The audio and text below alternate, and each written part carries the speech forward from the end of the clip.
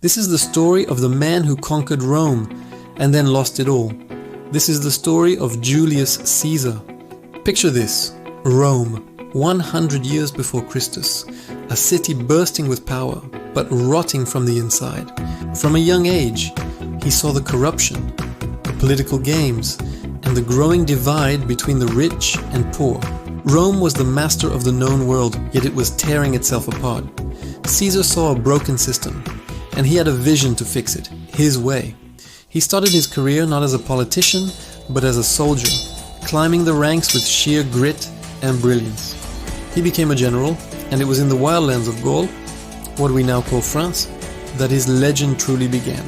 For nearly a decade, he led his legions through brutal campaigns, crushing every tribe that stood in his way. He wasn't just a conqueror, he was a master of propaganda. His dispatches from the front lines, the commentaries on the Gallic War, made him a superstar back home. The people of Rome adored him, but the powerful Senate, they saw his soaring popularity and started to tremble. The tension finally snapped.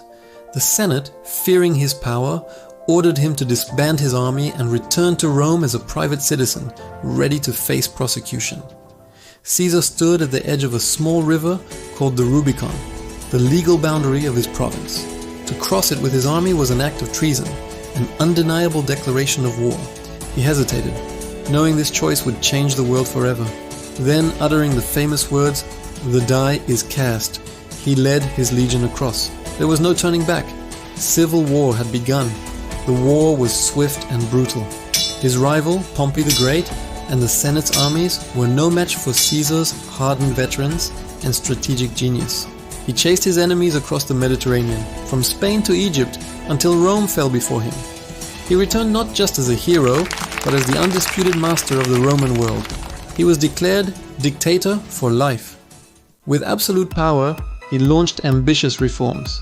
He rebuilt great sections of the city, reformed the calendar we still use today, and gave land to his soldiers and the urban poor. He dreamed of an empire without limits. But to many, this looked less like a republic and more like a monarchy. And in Rome, there was no dirtier word than king. The whispers grew into a conspiracy. On a fateful day, March 15th, 44 BC, the Ides of March, Caesar walked into a meeting of the Senate completely unaware of the plot against him.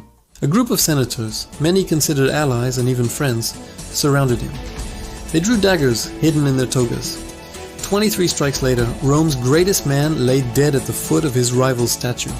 The conspirators claimed they had saved the Republic, but they had only plunged it into more chaos. But Caesar's story didn't end with his death. His name Caesar became a title for emperors. It echoed through the centuries as Kaiser in Germany and Tsar in Russia. His life and his ambition cast a shadow so long, it reshaped the course of Western history.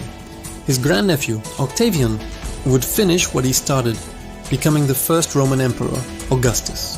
The Republic was gone forever, and in his place stood the Roman Empire, a legacy born from the rise and fall of Julius Caesar.